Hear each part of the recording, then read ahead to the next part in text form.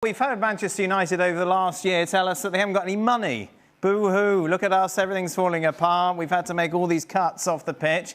Yet we see them this summer bringing Cunha, bringing Wemo, and now bringing Cesco. So do they have money left to bring in, say, a Carlos Baleba, who they've been linked to? But we're talking like 80 to 100 million? No, they haven't got the money right now, is the short answer to that. They've been able to do the Cesco deal really because of money that they perhaps didn't think that they were going to get this summer. They've managed to get Marcus Rashford out on loan to Barcelona quicker than they thought. That's a saving of around 40 million euros a year. They've been lucky with some of the sell-on clauses as well. They weren't expecting Anthony Elanga to move from Nottingham Forest to Newcastle for 55 million.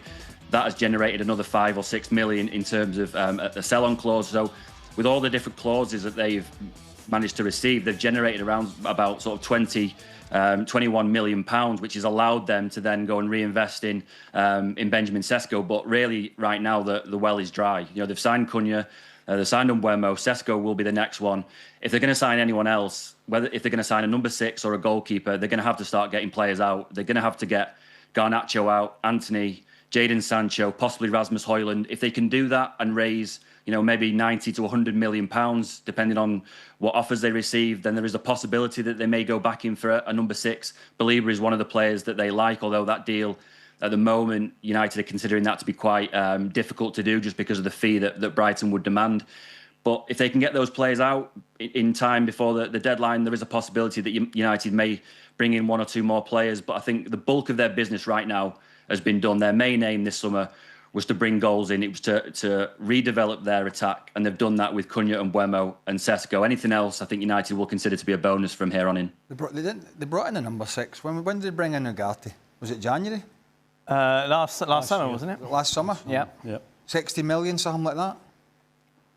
Well, there's, you know what I'm saying? It's like just you're rushing out there, panicking, and players. What Julian Laurent said, he's a midfielder that struggles to pass the ball, right? Which is important, I understand, being a midfielder. My point is like they have to stop. Part of the issue for them is the wasting of the money. Yeah. Now having to try and get these players out to be able to spend again, which they have done pretty well in the forward department. But clearly, when you look at Ugarte and Casemiro in the middle of the park, and you know you get Kobe Mino still there, it really needs to be strengthened because, you know, Casemiro, although he got better in the second half of the season, he's Mother Nature's telling you that he's going to struggle. And Ugarte just has struggled pretty much since he came in. So they need somebody in there. You can't keep talking about, oh, Bruno Fernandes is going to drop deeper and play in central midfield. He may do that, but that's not natural for him. He's actually he wants to be more in the forward position. So if they haven't got any more money or they can't get anybody out last minute to be able to spend some more, this midfield area, in front of this back line or back 3, whatever it is, that's going to be a real... As much as you've improved the forward department, if you haven't got the engine room sorted out to do all of the sort of donkey work and get the ball up to the forward department, then that's a problem. And that currently it is a problem for Ruben Amorim. How does it all come together? When does it all come together? You know, last year, I was so excited by the SOS, Cesco, Openda, Xavi Simons, and he never quite really, I think, got to where they wanted it to be. He didn't make that quickly forward, and you look at 22, well, you know, he's old enough to be Lamine Yamal's uncle or whatever. So I think the question is, was Leipzig the right place for him to continue developing further? And from his perspective, is Manchester United the right place? Because, of course, the last bright young striker, centre forward, who moved to United for a lot of money was Rasmus Højlund. Certainly, I think if you're United and you're going to make that kind of investment in him, you have to make sure that everything's right. You have to make sure that people are going to be patient. You have to make sure that he fits what Amorim wants to do, and you have to make sure that the pieces around him are in place. In other words, I think you have to really do your homework. But there's no question. I mean, he's a massive prospect, and if you get this right, you've got yourself, and he does take that next step, you know, potentially you're talking one of the top 5 centre forwards in the world if he makes that step forward.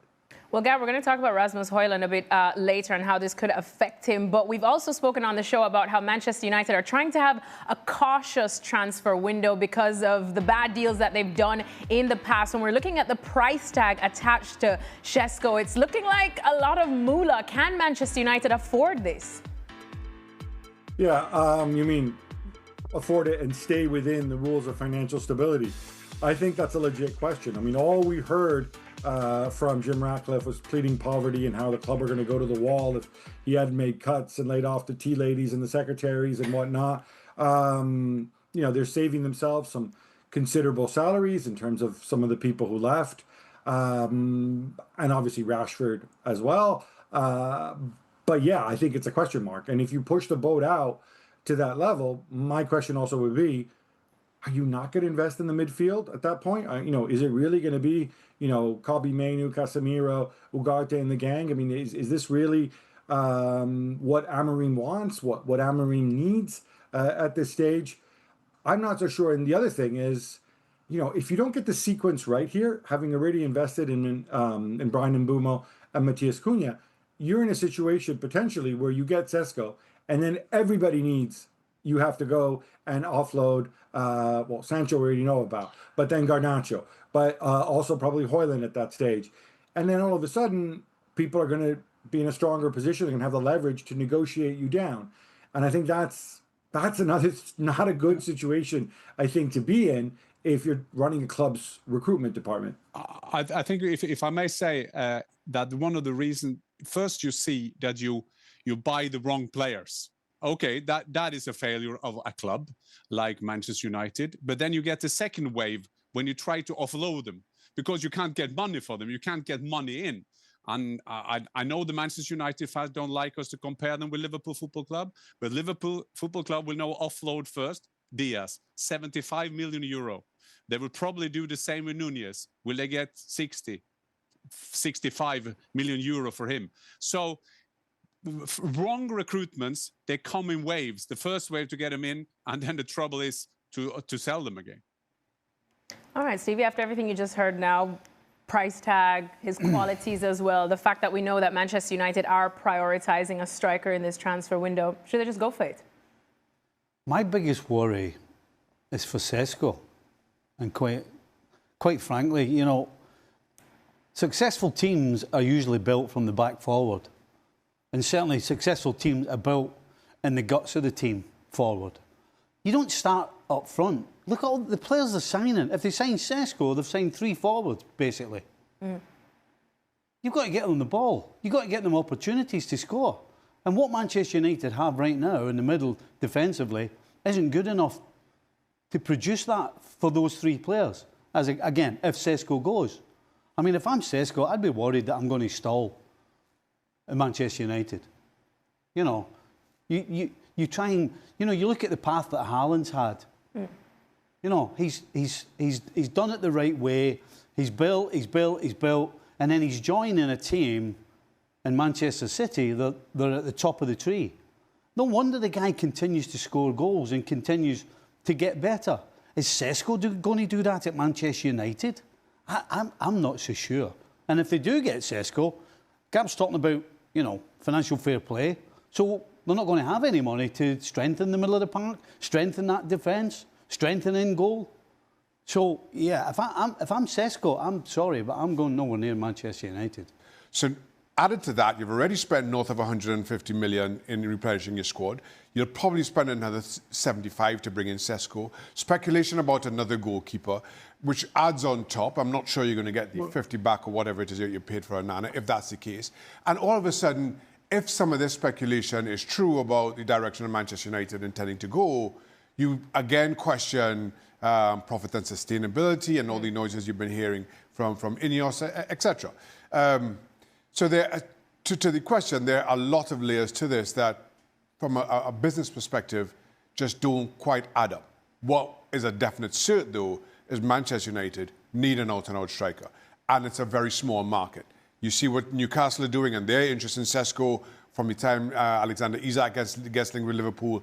That speaks to how shallow that pool is. Jan, what's your final verdict on this, and what does the player himself probably want? Because as Shaka pointed out, it sounds like Newcastle are also interested in his signature, especially if they do end up losing Alexander Isak to Liverpool.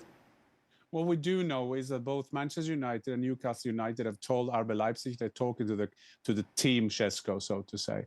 I reported this morning, and I've been told that he prioritized to go to Manchester United. That's the club. If you're going to choose between these two Uniteds, Newcastle or Manchester. Also remember that the director of recruitments is Christopher Vivell. Christopher Vivell, he worked in the Red Bull system. He worked with Red Bull Salzburg. He worked with RB Leipzig, wasn't very successful at Chelsea as technical director, but now he's back to where he is good at, director of recruitment. And I guess that will play a role for Cesco. So as it stands, he wants to, if to choose between these two clubs, he wants to go to Manchester United.